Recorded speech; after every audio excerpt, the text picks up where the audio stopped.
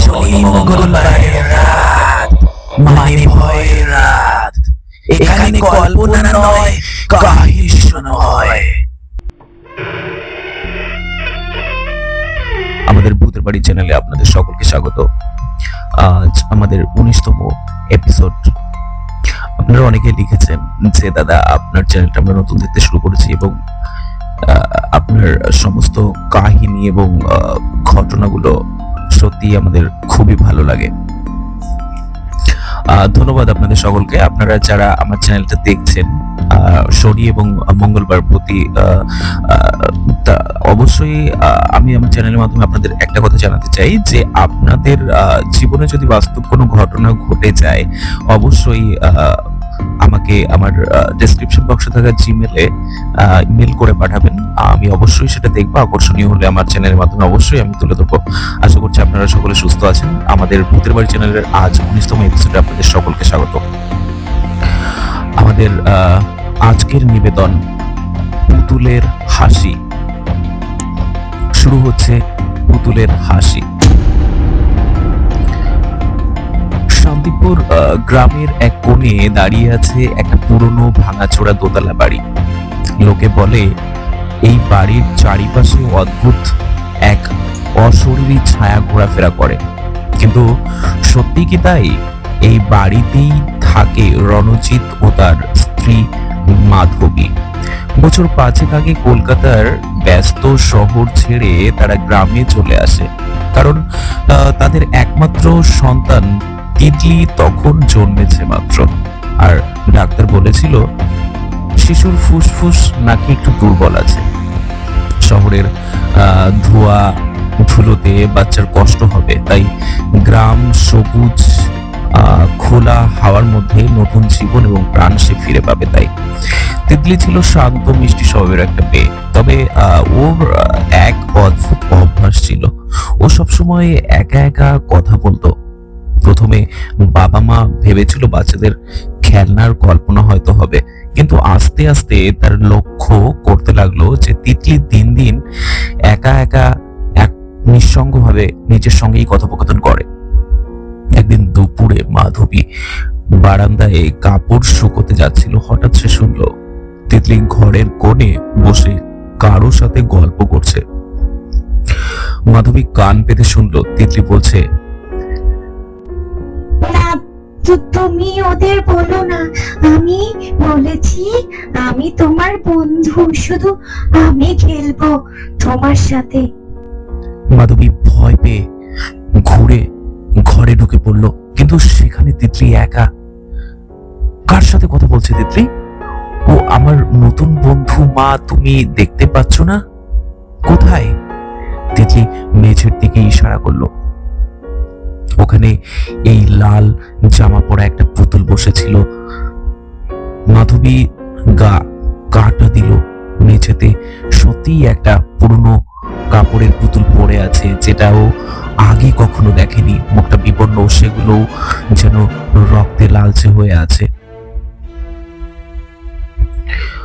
রাতের খাবার সময় মাধবী রণজিৎকে ব্যাপারটা জানালো।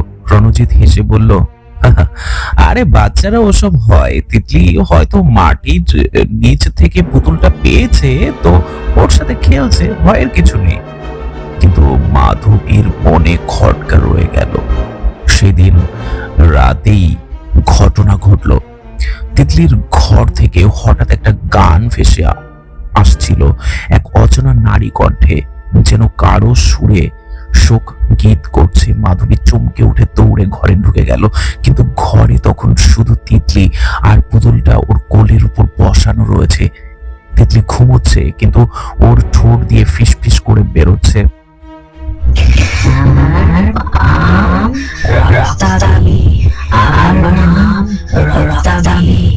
পরদিন সকালে মাধবী পুতুলটাকে লুকিয়ে রাখলো আলমারির ভেতর। তিতলি খেয়াল করতেই হাহাকার করে কাঁদতে লাগলো, আমার বন্ধু, আমার রক্তাভি ফিরিয়ে দাও তুমি। মাধবী কিছুতেই বুঝতে পারছিল না কি করবে, কিন্তু কিছুক্ষণের মধ্যেই দরজাটা কপাট করে সজোরে ধাক্কা মেরে খুলে গেল, আর পুতুলটা নিচ থেকেই আলমারির ভিতর থেকে মেঝেতে গড়িয়ে পড়লো। তিতলি হেসে ছুটে গিয়ে পুতুলটা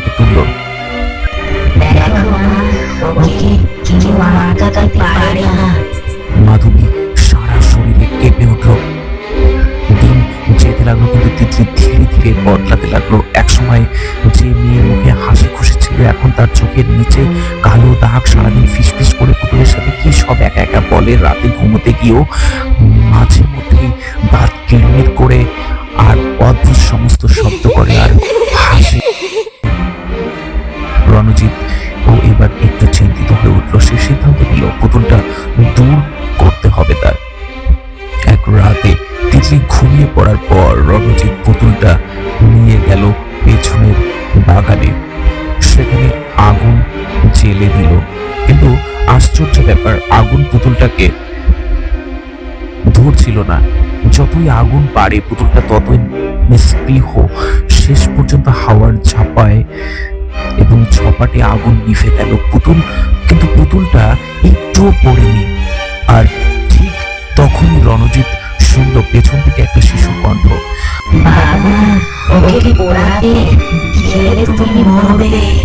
রণজিৎ পেছনে তাকিয়ে দেখলো অন্ধকার। দাঁড়িয়ে আছে তিতলি। ওর মুখ চোখ লাল হয়ে গেছে, মুখে অস্বাভাবিক হাসি। পরদিন রঞ্জিত গ্রামের পুরনো পুরোহিত হরিধন দাদুকে সব খুলে বলল। দাদু চুপচাপ শুনলো, তারপর বলল, এই পুতুল সাধারণ নয়। শুনেছি প্রায় 60 বছর আগে এক জমিদারের মেয়ে ছিল রক্তাভি। তাকে কালো যজ্ঞে বলি দেওয়া হয়েছিল। মৃত্যুর আগে সে প্রতিজ্ঞা করেছিল তার আত্মা বন্দী থাকবে এই খেলনাটায়। ওটাই সেই পুতুল যে শিশুর হাতে পড়ে তার আত্মাকে ধীরে ধীরে দখল করে নেয়। রণজিৎ ভয়ে কেঁপে উঠল। তাহলে তাহলে বাঁচবে কিভাবে আমার তিতলি? হরিধন দাদু বললেন, তিতলিকে আলাদা করতে হবে ওর থেকে, কিন্তু সাবধান, ও সহজে আলাদা হবে না। কারণ যদি ব্যর্থ হও তবে তিতলি আর বাঁচবে না। সেই রাতে রঞ্জিত আর মাধবী মিলে তিতলির ঘর থেকে পুতুলটা সরানোর চেষ্টা করলো, কিন্তু তিতলি তখন অদ্ভুত শক্তি নিয়ে চেঁচাতে লাগলো,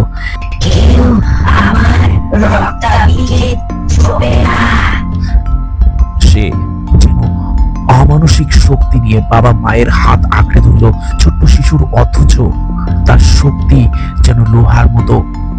চোখ থেকে রক্ত টপ টপ করে পড়ছিল তিতলির। রঞ্জিত চিৎকার করে উঠে পড়ল, তিতলি, আমরা তোমার বাবা মা, আমাদের কথা শোনো। কিন্তু তখন তিতলি গলা দিয়ে অন্য এক কণ্ঠ বের করলো, এক প্রাপ্তবয়স্ক নারীর কর্কশ স্বর।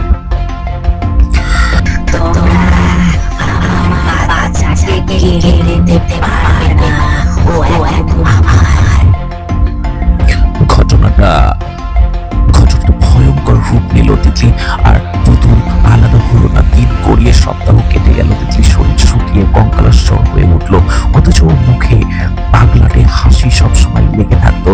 আর কি অদ্ভুত ভাবে হাসতো। মাধবী ভেঙে পড়েছিল। সে একদিন গোপনে পুতুলটা নিয়ে গিয়ে গ্রামের কবরস্থানে মাটির নিচে পুঁতে দিল। অমাবস্যার এক রাতে ভেবেছিল এবার হয়তো সব শেষ হয়ে যাবে, কিন্তু সেই রাতেই তিতলির বিছানার পাশে মাধবী দেখলো পুতুলটা নিজে নিজেই বসে আছে, চোখ দুটো জল জল করছে। আর তিতলি তখন গভীর ঘুমে আচ্ছন্ন, কিন্তু তার ঠোঁট নড়ছে আর বলছে,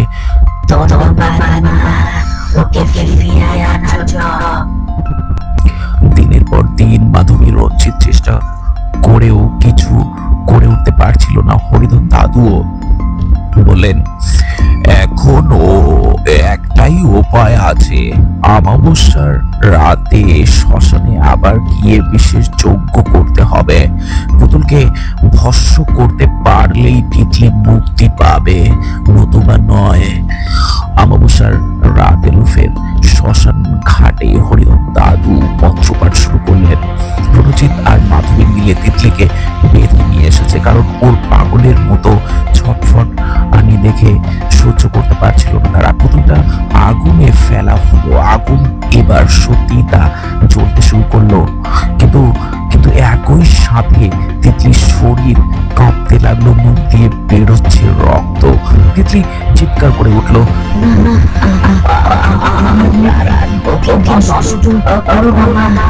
রণজিৎ আর মাধবী অসহায়ের মতো কাঁদছিল। হরিধন দাদু চেঁচিয়ে উঠে পড়লেন, দুই পথের একটি বেছে নাও, শিশুকে হারাবে নাকি অশুভ শক্তিকে বাঁচাবে।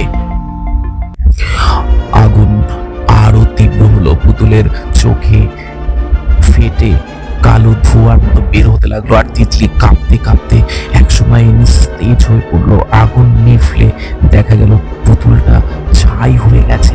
রণজিৎ তাড়াতাড়ি মেয়েকে বুকে তুলে নিল, কিন্তু তিতলি আর সাড়া দিচ্ছিল না। মাধবী চিৎকার করে উঠে কেঁদে বলল, না, আমার মেয়ে।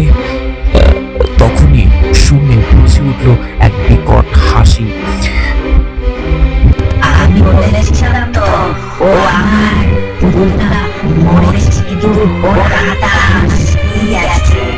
শ্মশানের চারিপাশে অদ্ভুত ঝড় উঠল। হরিধন দাদু মন্ত্রপাঠ থামিয়ে দিয়ে থমকে উঠে পড়লেন তিনি, তোমাদের মেয়ে আর নেই, এখন শুধু খোলসটাই পড়ে আছে তিতলির।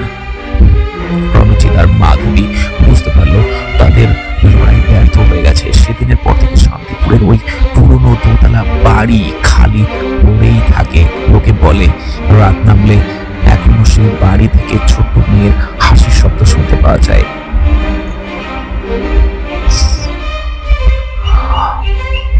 বাড়িতে যদি আপনাদের পুরনো পুতুল থাকে, কে জানে কার আত্মা সেখানে ভর করে আছে। আপনাদের মেয়েকে একা কখনো ছাড়বেন না সেই পুতুলের সঙ্গে।